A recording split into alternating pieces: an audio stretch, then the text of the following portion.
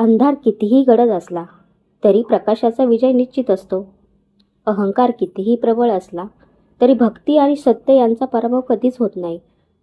सुवासिक वारा, हवेतील गुलालाचा सुगंध, आकाशात उडणारे रंग आणि मनामध्ये जागणारा उत्साह.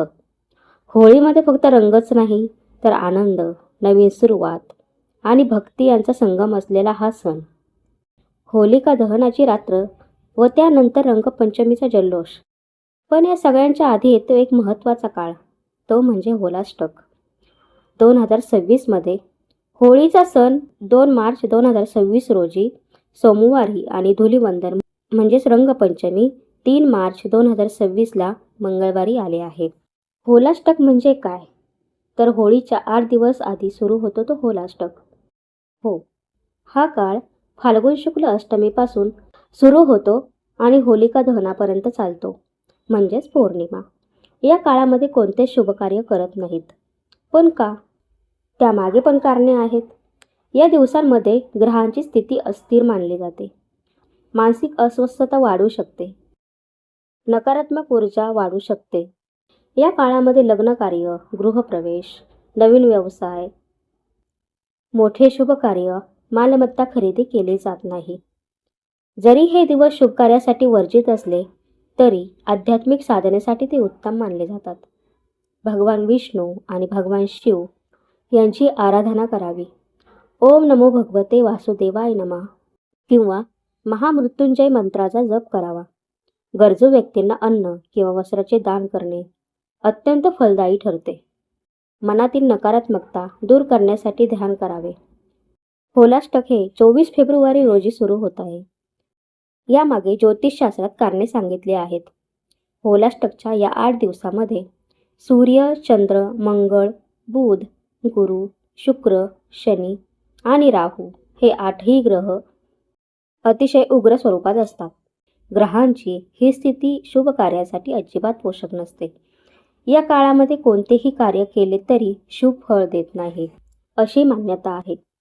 पुराणातील कथेनुसार हिरण्यकश्यपूने होळीपूर्वीच्या या 8 दिवसामध्ये भक्त प्रल्हाद याला विष्णुभक्ती सोडण्यासाठी असह्य यातना दिल्या होत्या.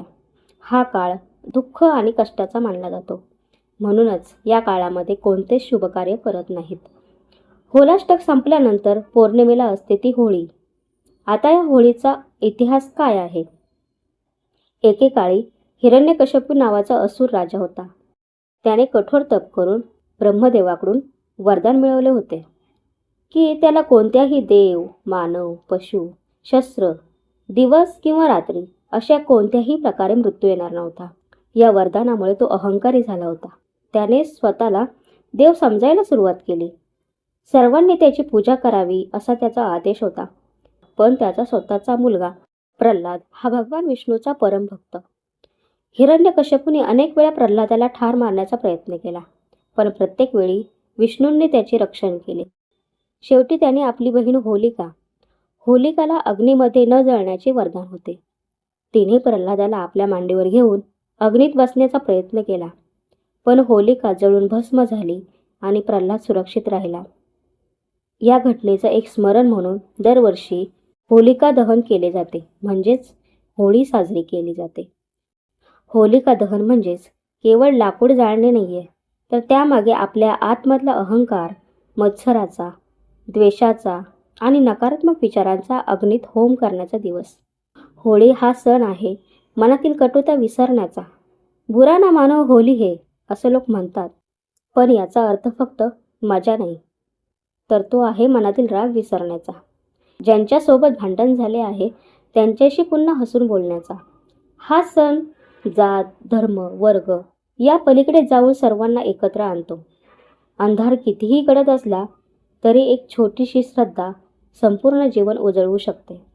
जशी भक्त प्रल्हादाची भक्ती होती तशीच श्रद्धा आपली सुद्धा असावी.